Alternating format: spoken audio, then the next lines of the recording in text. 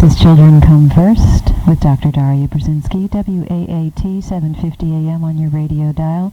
Every Tuesday we're here from 10 to 11 AM, and we're here this morning with Jeff Goelitz from the Institute of HeartMath. Good morning, Jeff. Good morning. And it's an early morning in California, which is where the Institute of HeartMath is. And Jeff, you are Director of Education and Family Programs at the Institute of HeartMath. I want to get a little bit of background about what HeartMath is for our listening audience. Would you mind doing that for us? Sure. HeartMath is a research and training organization. We're located in Santa Cruz County, in between San Francisco and Monterey, California, and we have about 80 folks on staff.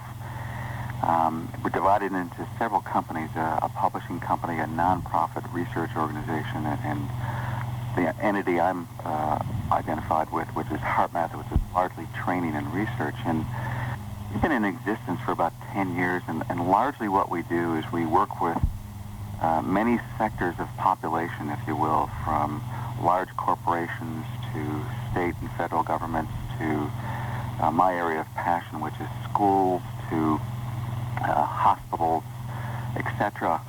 And we help these populations reduce stress, be more proactive in the face of change, and strategize how they can be more efficient and innovative for their people and for their organizational objectives. And in essence, our odd-sounding name, HeartMath, and as I joke with audiences, we are from California. We really believe in the power of the heart. We believe in the power of the heart both physiologically, we believe in that emotionally, and we certainly believe in it intuitively, that in this cognitive, information-driven world that we need more heart, but not in some syrupy, sentimental way, but the real essence of who a person is, their core values, that which they believe in, and how to integrate that with the best functions of the mind so people can perform and live better in this fast-moving time. Now, you are HeartMath. There's a book for our listening audience. It's called HeartMath Solutions by Doc Lou Childer, and you can find it in any popular bookstore like Barnes & Noble. It is an incredible book about the HeartMath solution to our ever-changing information age and how we can get back in touch with our heart. Let's talk about the research at the Institute of HeartMath. What kinds of research have you been doing, and what have you found with relation to the correlation between the heart and the mind?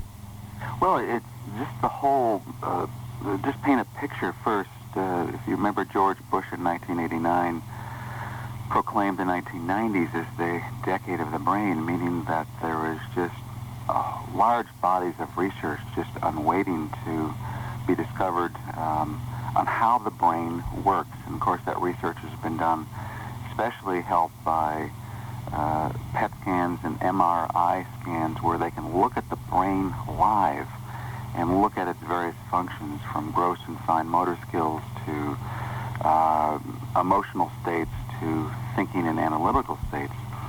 So the research in the brain has been really, really helpful because it's helped educators and parents, let alone other people, find out how the brain best works, what helps, especially in early childhood, for the brain to have optimal function. We know that the brain needs nutrition, oxygen, safety, and it needs emotional nurturing for it to unfold in a healthy way. But what a lot of researchers did not anticipate is, in researching the brain, what they found out is that indeed the brain is not only the only source of intelligence, if you will, quite literally that we are rewriting our biology textbooks as we speak, because some of the properties of the brain, its nervous system, its distribution of neurons, the brain cells, ganglia, etc., we are finding those similar conditions in other parts of the brain. It's what's called distributive intelligence. That, in other words, we find neurons and neuron sensory, if I'm pronouncing that right, in the spinal column. We find it in the heart. We find it in the gut. namely that the brain is not the only intelligence in town, if you will. It's the dominant intelligence. It's where 80% of our cortex resides, our thinking, planning, analytical skills, but that there are other parts of our physiology that indeed are affected by perception and emotion, and indeed even have memory. So, to answer your question, our research is really centered around the heart, and we did some research that was eventually published in the American Journal of Cardiology that found that looked at different emotional states. We looked at, let's say, anger compared to care, and what we found is that the rhythms of the heart change dramatically depending on our emotional state. We found that with anger, the rhythms of the heart through a measurement called heart rate variability, we found that the variable rhythms of the heart were jagged and disordered, or what they called incoherent. It's almost like you have one foot on the brake and one foot on the accelerator of your autonomic nervous system. The heart doesn't like that. It gets compressed. In contrast that with, let's say, an emotional state like care, where the rhythms of the heart show these beautiful rhythms and waves and order. They're called coherent states.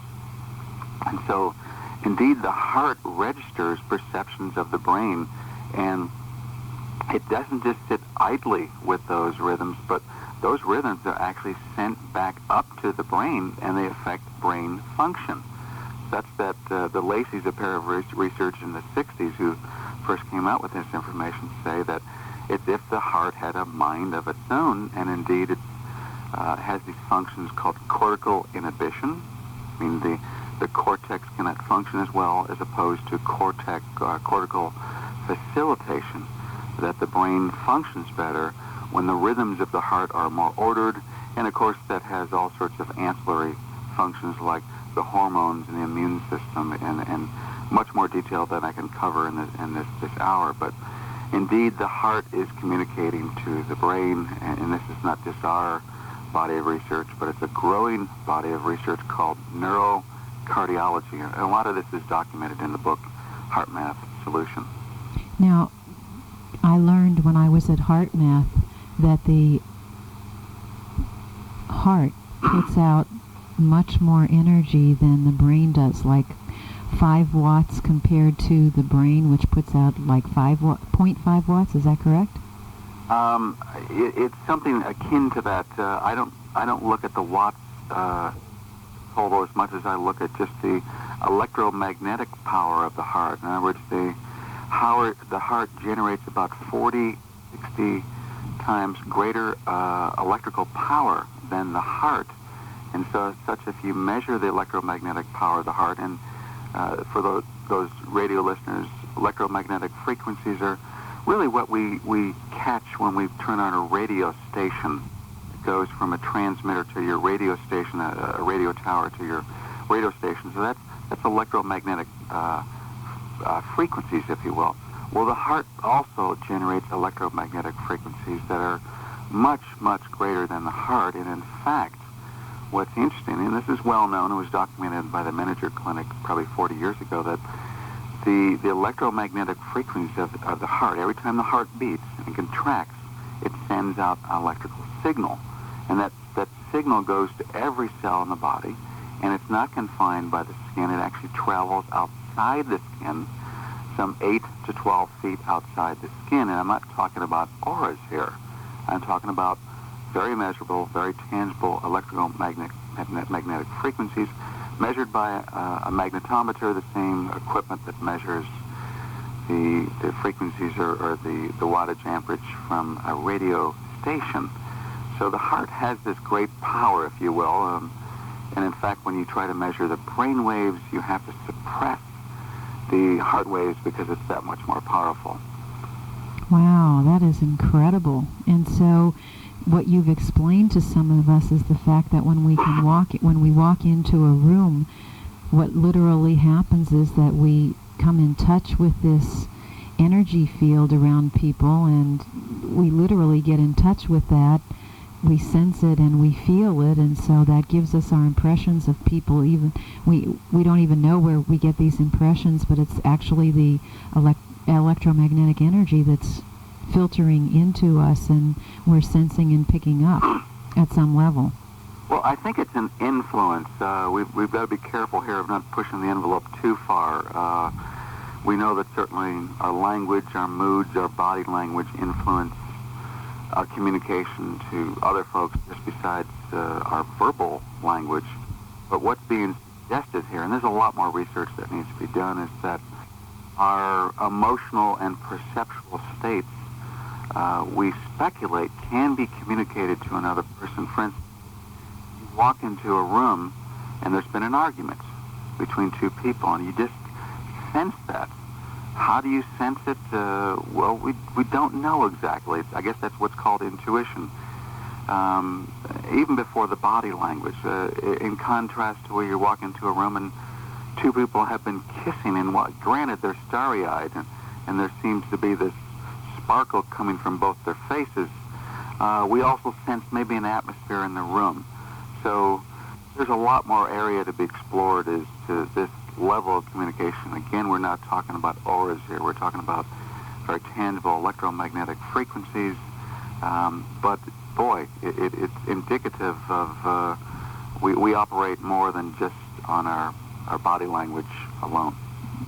You at HeartMath have many, many incredible findings that I discovered quite interesting when I was there.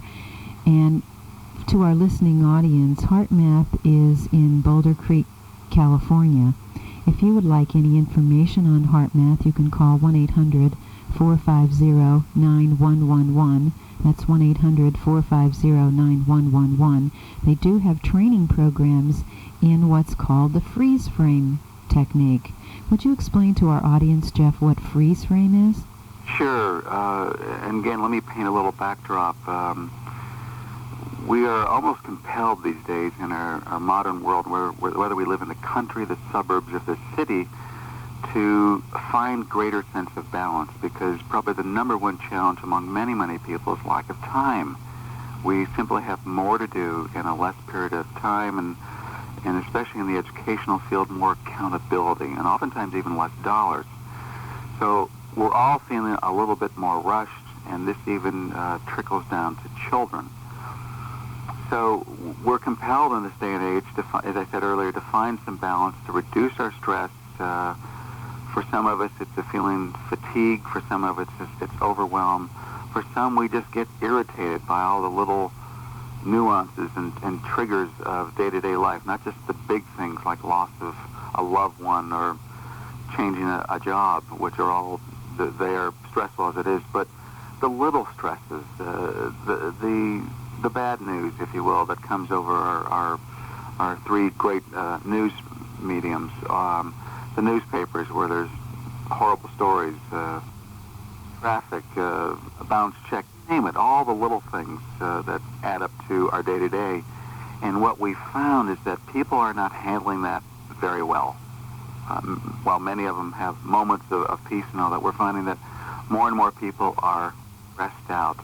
And so we've developed some tools to help people have more resiliency, to face stress more proactively. And I'm talking about, by the way, when I talk about stress, I'm talking about the downside of stress. We all like a challenge, of course, to accelerate our performance, to kind of reach our potential. But I'm talking about the stresses that sort of erode our sense of balance in life. And so FreezeFrame is this very simple tool you can use in the moment where you recognize stress and you take a time out, you freeze frame. It's almost like a basketball coach calling a timeout when his team has lost the momentum or needs to re-strategize.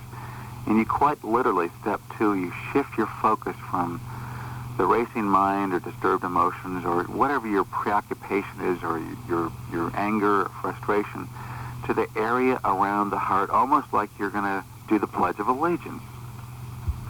Oh, it's just an amazing technique in order to be able to learn to be calm. And I think we get ourselves all entrenched in our emotions and forget that we can supersede those and take control of a situation, and that's what FreezeFrame technically does. You are listening to Children Come First with Dr. Daria Brzezinski, WAAT 750 AM on your radio dial. We're here every Tuesday from 10 to 11 AM. You may call us at 570-639-2931. That's 570-639-2931. Or email us at prokids@rlc.net. That's prokids@rlc.net. You can also call Jeff at HeartMath at 1-800-450-9111. We're talking about HeartMath and the HeartMath solution from Boulder Creek, California. And we were just talking about, and HeartMath Solutions, by the way, is a book by Doc Lou Childre that you can find in any major bookstore. Let's go back a little bit to some of the programs, some of the techniques that you are teaching people to overcome. And it's really a shame that we have to teach us all something that probably was instinctual at some point, but now we're having to relearn. Let's look at one of the functions called overcare. What is overcare in the realm of emotions? Well, everybody cares about something in their life. They care about a child, a parent, and a pet. They care about their house. They care about their garden. They care about the world. And it's that care that sort of keeps us going. It's sort of like the glue that keeps our communities together outside, let's say, our legal structures. You know, some people call it morality. Some people call it a sense of right and wrong. But I'm even talking about a more kind of a mundane. We care about something. And when we care about something, we put a lot of motivation and effort to make these things or these people better, if you will, for our own satisfaction or even for the satisfaction of the people or things that we're taking care of. But what happens, there's this very fine line that our care, if we get too identified or worked up about something or someone, it slips into what we call over-care, and such that the gratification or satisfaction we had when we were caring, if that care crosses a line, we soon find ourselves getting stressed out about someone or something, and we might not even recognize the signals because we're so used to caring about something. But it's a very depletive state, if you will. It depletes our energy, and typically, you could worry about your performance. Gosh, how am I doing? I just said something. You replay the conversation over and over again, and you're not even present with a friend or with an event, or if you're engaged in something, your energy is divided, if you will. I guess in modern culture we call it neurosis. It's a split self. And everybody has some degree of overcare, but a lot of people have a great deal of overcare. And you could see it most in graphic examples like the kind of the archetypal Little League dad who's got way over involved with the game, and he's yelling and shouting and cheerleading his son on, but it's crossed the line into abrasiveness and yelling at the opposing coach, and even the son feels a little embarrassed by it, and the dad gets way worked up and loses perspective. That's what happens when we have overcare. Now, I'll give you a little simple example from my life where I was going to design a parenting program, or redesign a parenting program for a large government agency in a large western state, and we had a verbal handshake with the director of the curriculum development, and this person didn't call me back after several days, and I drove many hours to this person's site, shook their hands many times, read a great deal of research on what would be an appropriate curriculum, and this person didn't call me back. And I really wanted to do this. I was quite excited about it. And after the third phone call and there was no response, I'm starting to get impatient. And then my overcare, if you will, I'm obviously feeling distressed. And then it starts leading to blame. Well, she's just another senseless bureaucrat. They put on a nice face, but in reality, they really don't care. They're just part of a machine, and they're there to make their check and put on a happy face, but performance really is secondary. So I got all worked up, and this went on for a couple weeks, and I finally just dropped it and said, well, just forget it. But it wasn't a clean forget it, if you will. I was still angry, and of course I was very self-righteous about it. I was right. I put out all this care. I made the agreement. They did not respond to what was a verbal gentleman or gentle person handshake. And of course, as I later found out, the lady came back to me very sorry, but said her department had been downsized greatly, and the whole parenting program was hung up in the state legislature. Do you do parenting at the high school, which is more appropriate for the rural and the suburb level, or do you do it in the for what the inner city would say is middle school, when there's a likelihood of those young 11, 12, 13, 14-year-old students getting pregnant? And so she was between a rock and a hard place, and here I'm sitting quite embarrassed about getting all worked up over nothing, and I was projecting like crazy because I wanted this project so bad. So that's a very bad state of overcare, and I tell that story today as a prime example where my perception was distorted, and that's what happens when we get worked up in overcare. We get so worked up with our principles, and we get righteous, and we're the only one that cares, and why don't you care, and you're not responding, and we're really driving people away. And unfortunately, parents can do that with their children if they cross that line with their over-loving, their smothering love, if you will, and kids recoil from that. They pull away, and that oftentimes can send children into early adolescence. I never really thought of, and I think probably many of the mothers listening today never really thought of the concept of overcare and the fact that you could care too much and really smother someone with your caring. And I think it's probably something we all learn. It's a habit, or it's a behavior that we learn from our own parents, and the behaviors of our parents perhaps not feeling good about themselves or not being centered in themselves, and just constantly promulgating the behaviors that our grandparents kept on perpetuating. So it's a real issue for me. I mean, it was something really extraordinary for me to look at in terms of overcare and being a mother, because a lot of prior to learning about this, a lot of my behavior was based on guilt as being a single mother rather than on really genuine care and loving of my children, which meant loving and caring myself. Well, it's a tricky thing. It's not an automatic way to behave, because yes, our parents have learned to sort of overcare or smother us. Many of us have our models there. In the same time, in this day and age when parents have less time with their children, my Lord, we want as much care as possible. So if one does have overcare, and one can't help but have that, it goes with the territory, I think. At least acknowledge that one is caring, and oftentimes there's an absence of that, just simply because our families, our parents are working so hard to maintain a certain income level to bring a certain level of prosperity or security to our children. At the same time, if there is that smothering, there's that nagging, there's that worry or anxiety, that is being transmitted to our children unwittingly on our part, and can drive a wedge between our deeper love and our deeper care between our child and what actually children are receiving. So it takes a tool like FreezeFrame, where you pull on the power of heart and you deepen your recognition of the love that already exists there. It's a very, very fine balance, and especially when it comes to the preteen age and the adolescence, where it shows itself most. And again, you'll have an early departure from children in the preteen level. You have the proverbial generation gap anyway. Children need to, as adolescents, to find their identity and find the will, and they have to separate.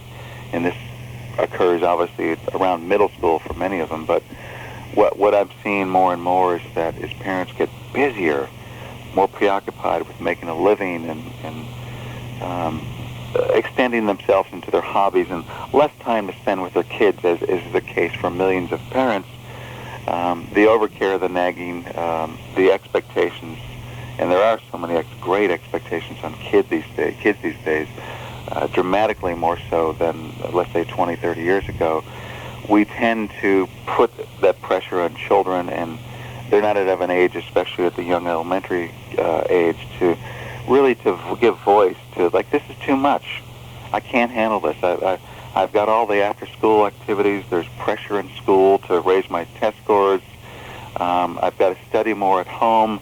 And, of course, I've got all sorts of hobbies there's a zillion TV shows that I want. So this pressure is trickled down from the adult world to the child world, and overcare is one way it manifests as the teachers, as the parents put pressure on kids to excel. And there's this great big race on that's called, it's a competitive world, and are you going to get the good grades? Are you going to be a high-performance kid? And while we as adults like to think we're raising the bar on performance with children, this is not a friendly time for kids to grow up in many ways, because this pressure is just, hey, where's the innocence of childhood, if you will, and where is the chance to play, to have the spontaneity of growing up? But as we as parents recall from growing up when things were a little slower and a little more innocent, where's the creativity just to play in our own natural way, without having reliance on these electronic toys or electronic media, or having everything laid out for us from the break of dawn to late into the night, when everything's scheduled, because there is so much to do. I mean, yes, there is a lot of adventure and a lot of opportunity, but we mustn't forget that innocence of childhood, and actually how the brain prefers that natural, spontaneous development, if you will, of childhood. So overcare is just one slice of the pie in sort of the larger picture of children growing up, and the challenges of parenting, and a lot of compassion on parents, on many parents. The pressures are there to raise the bar of performance, and it's just, we've never quite had this kind of pressure. I like what James Comer from Yale University says. He says, this is the first generation in the history of the world where information is trickling down to the children, largely without an adult influence to mediate that type of information that comes down, such that children can access information on the playground, with their friends, even on TV, certainly on radio, types of information that really is inappropriate. They don't quite understand it, and yet the popularization of the material is easy to model, i.e. Bill Clinton and Monica Lewinsky. You can imagine all the playground jokes that were going on with the upper elementary children, and not really understanding the complexity or the maturity of those issues. So, who were you saying had that access? Was talking about the adult filters and information. Well, children. No. Who was that person you mentioned? I'm sorry. Who talked Comer about? Of Yale University, Comer, James Comer, who runs a lot of community programs at schools around the country. Well, right now we're going to take a break for our listening to our sponsors. You've been listening to Children Come First with Dr. Daria Brzezinski on WAAT Radio, 750 AM on the dial. Our guest today is Jeff Goelitz from the Institute of HeartMath at Boulder, Colorado. We're talking about the brain, mind, and heart interactions. You can hear us every Tuesday from 10 to 11 a.m. The show is produced by Earth Heart Foundation, a nonprofit organization with offices in Pennsylvania, Virginia, and New Mexico. You can contact us at 570-639-2931. That's 570-639-2931, or email us at prokids@rlc.net. That's prokids@rlc.net. We will be back to you for our second half hour in a moment, and we will return with Children Come First. If you'd like to speak with Jeff Goelitz, you can call him at 1-800-450-9111.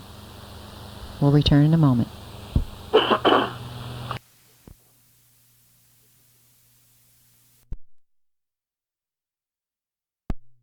And there's a particular area of the brain that's identified as the amygdala. The amygdala, it's a Greek word for almond. There's two of these little amygdalas, one in the right hemisphere and one in the left hemisphere. And the amygdala actually acts as the site of our emotional memory. So all the emotional memories we have accumulated throughout our years, the pain, the joys, the happiness, those act as little filters for every oncoming experience. In a way, you can say that our emotional brain is eavesdropping on all of our current experiences, looking for emotional significance, looking for some reference point from the past. Is this safe? Will I like this? Is this preferable? So we have these preferences, and it's plays a large guide in our decision making. Our decisions aren't just rational acts. We like something or we dislike it, or when it comes to, let's say, danger, is it safe? Well, oftentimes, for instance, if you're walking around at nighttime and you hear a noise, and quickly your brain activates your whole senses, and you go into fight or flight. Is this safe? You need your body, you need your mind, you even need your heart to kind of pump up the heart rate, pump in more oxygen, get the sweat glands activated, get the adrenaline going. You need to be poised for danger. And of course, in most cases, the danger passes and you recalibrate. But what we are finding, and a number of researchers are finding this, is that when children have anxiety or fear or nervousness, it's the amygdala, emotional brain, that's activated such that you suppress the immune system and you cannot access your great cognitive intelligence because you're in a state of worry or fear. A prime example would be, let's say, in a test taking. We've got this whole trend, of course. We've gotten quite fanatical about it from my point of view, on test taking around the country.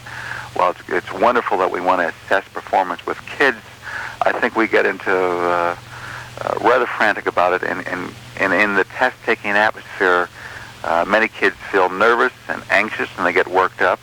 Well, guess what suffers when we undergo that type of process? Our ability to access our cognition, that which we've already studied. And so the mind goes blank a little bit. And of course, they've done a lot of research on test-taking when children or adults are anxious, and they say that it depresses by 5%. But I don't mean to get off into a tangent there, but the emotional brain, the role of our emotions in our learning and intelligence is great. In fact, if you look at how we make our decisions, how we navigate life, how we mediate our decisions, our interactions, how we feel, our social skills, our nuances, how we receive someone's frustration, our ability to respond effectively and skillfully.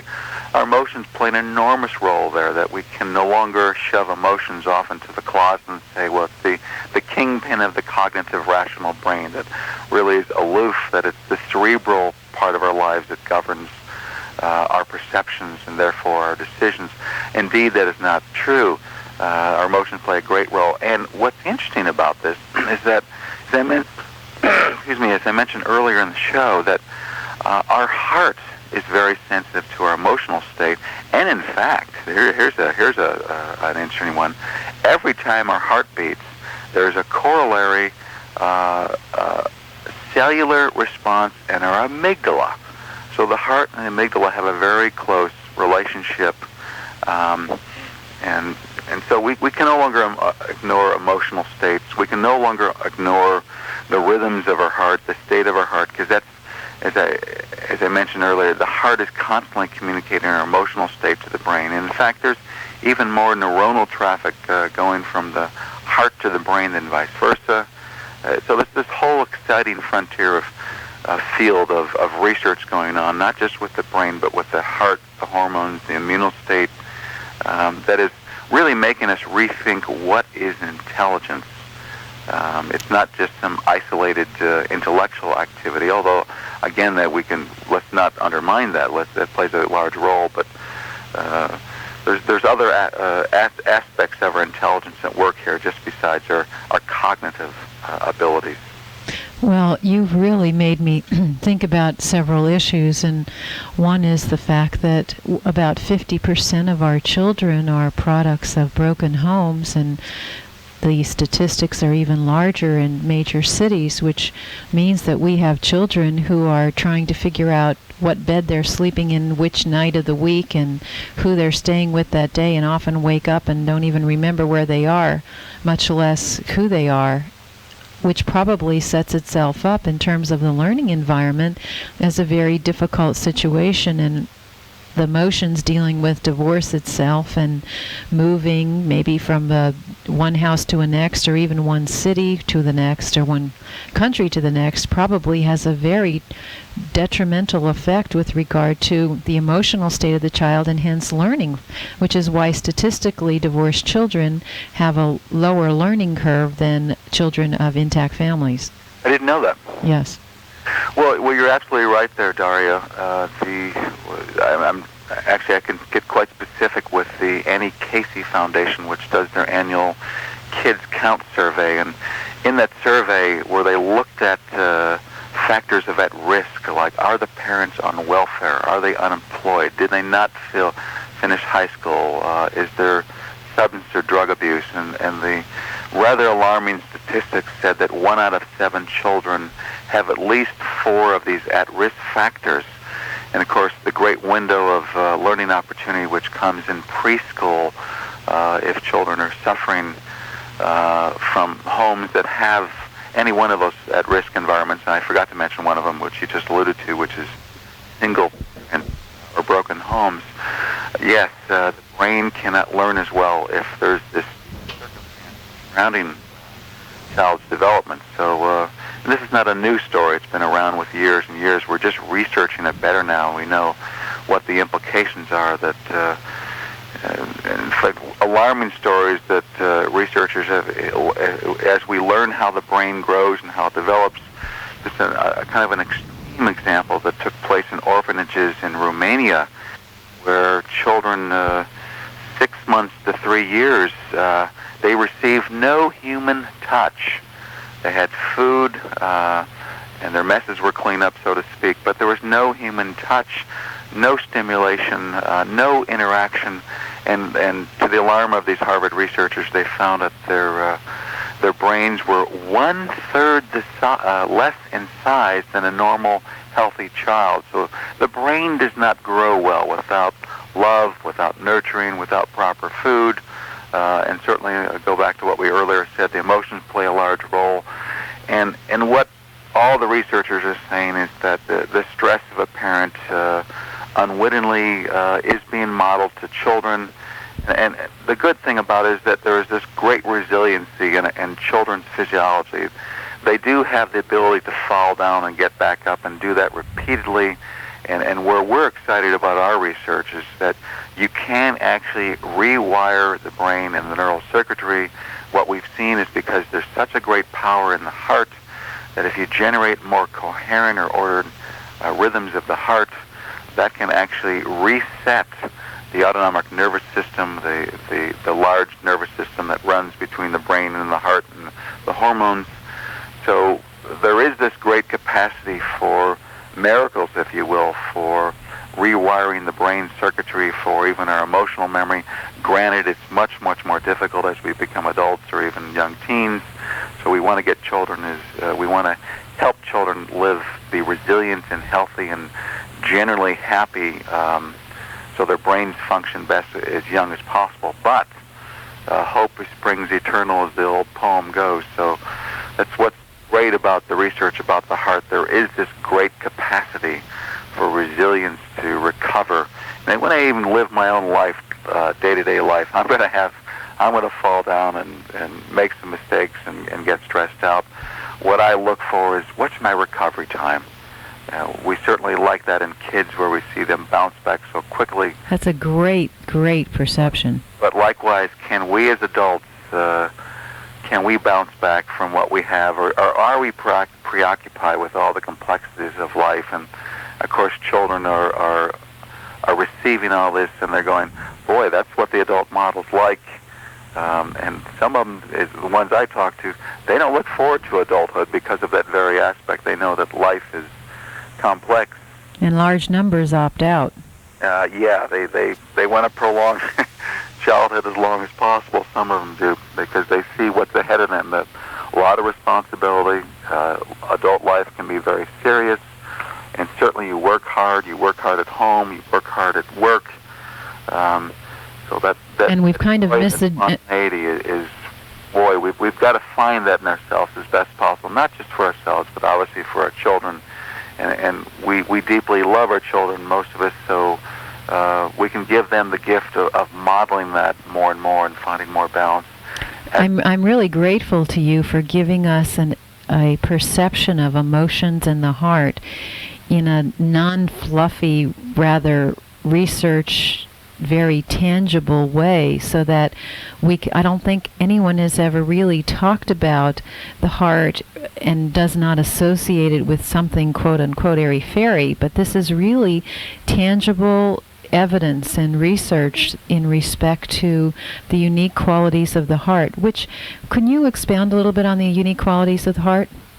Yes, just briefly. I know we're running out of time here, but I'll refer you to a man named Jay Armour with Dalhousie University in Canada, who's 1991 wrote a large textbook called Neurocardiology, published by Oxford University Press in England. And he's really the one in a very non-fluffy way who said, look, there's all this stuff going on with the heart, that the heart has it has a whole nervous system. It secretes 3 hormones.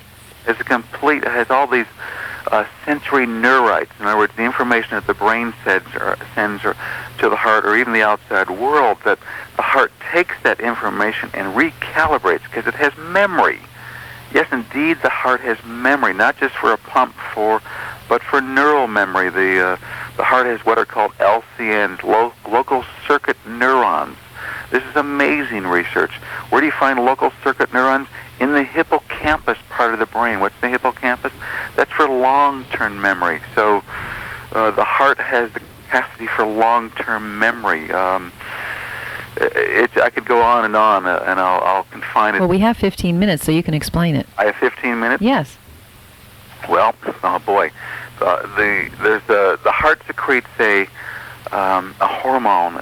It's called the balance hormone, ANF, and I won't mention what that is. It's too technical, but that hormone is secreted depending on our emotional states. And they are now actually beginning to innovate at some cardiology labs, looking at ANF as a potential indicator for depression. You say you have a sad heart or depressed heart. Well, indeed, that's true, because this is beginning research, by the way, but it's quite exciting. It's clinical. They look at ANF as one of the 3 hormones that the heart secretes is an indicator of depression. So this is wild stuff that's going on here. It's pushing the envelope, and there are not a lot of cardiologists know about that. To mention what I said earlier, there's a new field in cardiologists called heart rate variability. Most cardiologists will know about that. Again, we're rewriting the myths, or what we previously thought was knowledge about 30 years ago. When we go into a doctor's office, we used to think that a nice even rate of heart rate would be healthy. Let's say we're 80 over 100, or our heart averages out at, let's say, 75. And doctors thought you want your heart to be balanced like that from beat to beat. We don't want the heart to react too violently. We now know that is a complete myth, and in fact it's a very unhealthy diagnosis on the heart. You want your heart to beat to have some variance, to have some variability, as it's called, from beat to beat. That's a sign of good health. Where they first discovered that, by the way, was early when children are first born. One of the indicators of heart rate variability is if their heart's range and speed of the heart. They go from, let's say, 100 to 140 in a matter of seconds. That's a very healthy indicator that the heart is vibrant, vitality. We now know that as we age, the heart loses that variability. That's a sign of aging. So her heart varies in speed from 80 to 84 over a period of a minute.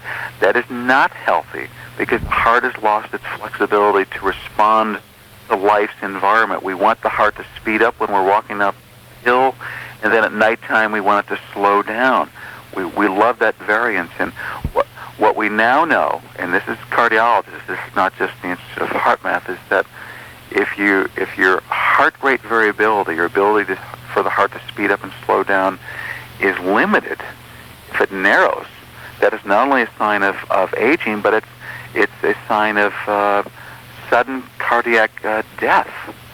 And of course, we see this out in California when there's those occasional earthquakes, and you have someone who's a senior citizen, or has been really working hard, 6 60-hour weeks and maybe has some kind of substance abuse or drinking problem like that, boom, they have a heart attack like that, they're gone. There's all this pressure that's bearing down on them, their heart could not handle it, and they have a heart attack. So heart rate variability is another great discovery. It was recently featured a couple months ago on ABC News. There's once in a while this great indicator of research comes along, and they even put it in the same category as X-rays.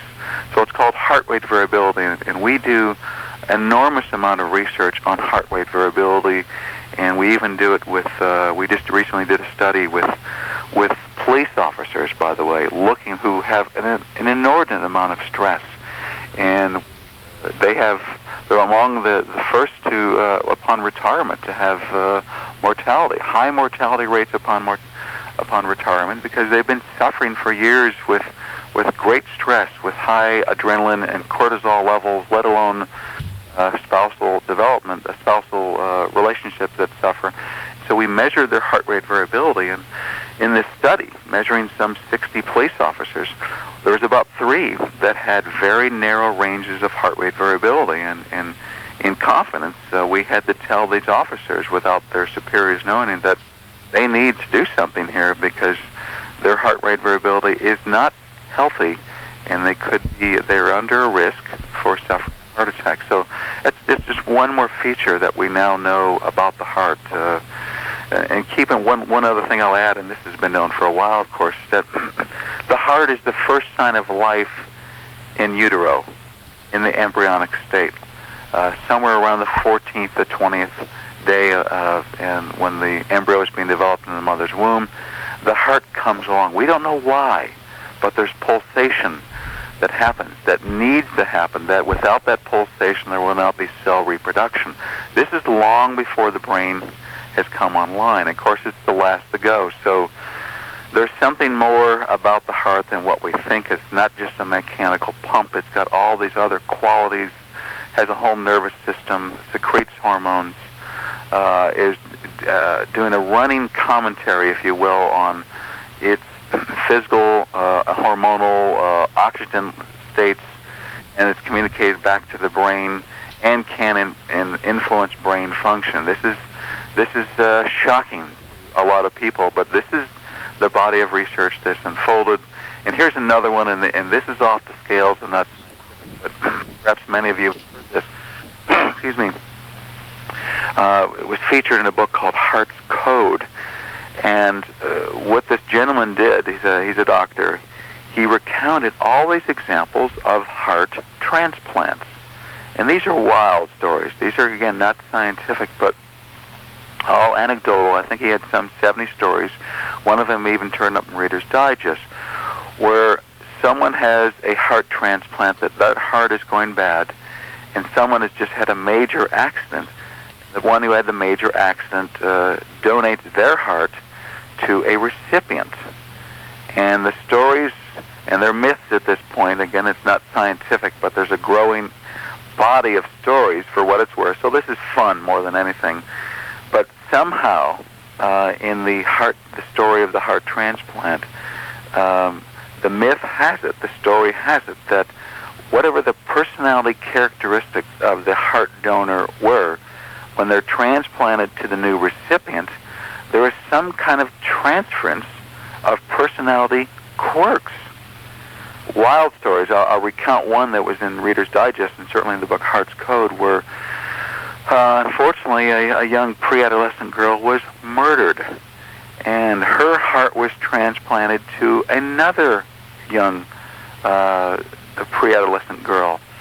Well, this pre-adolescent recipient started having nightmares. She started having nightmares of somehow seeing pictures, ghastly pictures of the murder of the donor. And she related to her mother, and she got quite specific as to who this person was that murdered the donor. And this eventually led to the arrest of the murderer. Now, that's a fantastic story. I mean, I think that stretches the credibility of all of us. But these are the type of stories that are emerging. That, so, as I said earlier, the heart has memory. Is this speculative? Very much so. But this is what we believe is going to be unfolding about the heart, as we're already rewriting our research understandings about how the heart influences the brain and even how the brain functions. And perhaps this type of information will unfold.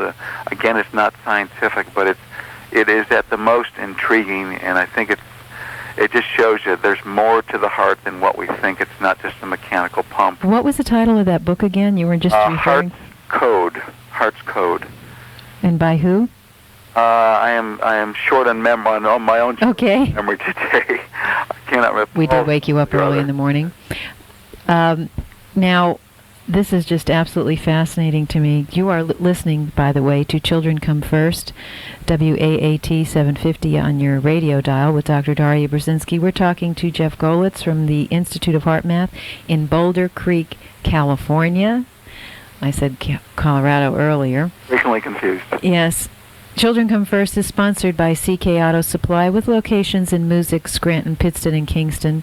You can visit them on the World Wide Web at www.ceekayauto.com. That's ceekayauto.com.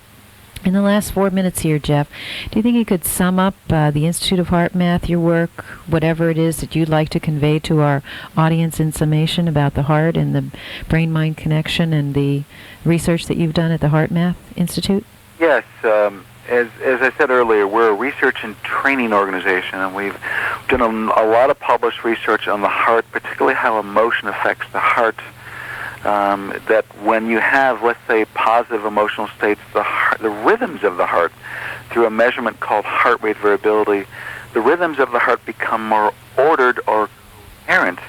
In contrast to, let's say, we're feeling stressed out or angry or frustrated, the rhythms of the heart are more disordered or incoherent. And this, we believe, clearly affects brain function, that the brain functions better when the heart is in a more coherent, organized state.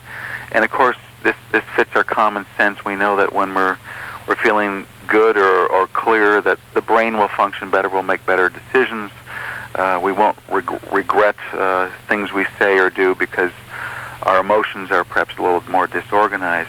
And we also do lots of training in all sectors of society, from large corporations to federal, state, and local government agency, to my area of passion, which are our schools and parent groups. We do large research interventions, let's say with police, with middle school students, with diabetics, on performance with corporations.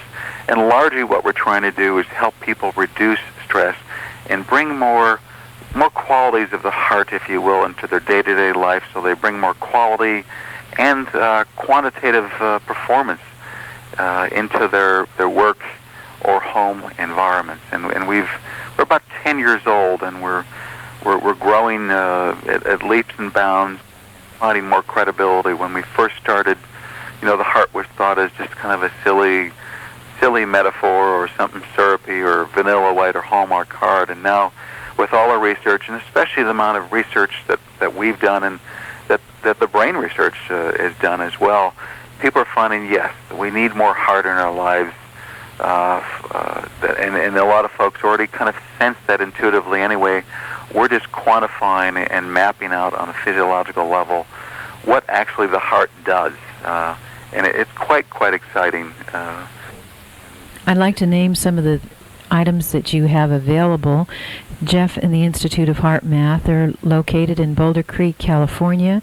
The number there is 1-800-450-9111. That's 1-800-450-9111. They have books like HeartMath Solutions, written by Doc, D-O-C, Lou, L-O-U, Childre, C-H-I-L-D-R-E. Also the FreezeFrame book. They have parenting books. They have Teaching Your Children to Love, and many other books. HeartMath for Teens. So there are a variety of different kinds of books, as well as music, and we didn't even get to touch on that, regarding how music affects children with ADD, and especially the music that has been produced out of HeartMath, which is extraordinary. with respect to getting the body in sync in the heart-brain connection. Thank you very much for being with us today, Jeff. We greatly appreciate your time and getting up so early in the morning to be with us from California. Daria, as usual, it's been a pleasure. Thank you. And we look forward to talking with you again. You may reach Jeff Goelitz at the Institute of HeartMath at 1-800-450-9111 for more information. That's 1-800-450-9111 for more information about the Institute of HeartMath. You have been listening to Children Come First with Dr. Daria Brzezinski on WAAT Radio, 750 AM on the dial. Our guest today was Jeff Goelitz from the Institute of HeartMath, talking about the latest research in the brain and the heart connection. You can hear Children Come First on every Tuesday from 10 to 11 a.m. on WAAT Radio, sponsored by CK Auto Supply with locations in Moosic, Scranton, Pittston, and Kingston. You can visit them on the World Wide Web at www.ceekayauto.com. This show is produced by Earth Heart Foundation, a nonprofit organization with offices in Pennsylvania, Virginia, and New Mexico. You can contact us at 570-639-2931. That's 570-639-2931. Or email us at prokids@rlc.net. That's prokids, PROKIDS, @rlc.net. Join us again next Tuesday at 10 a.m. on WAAT Radio for Children Come First. This is Dr. Daria Brzezinski. Have a good day and have a wonderful week.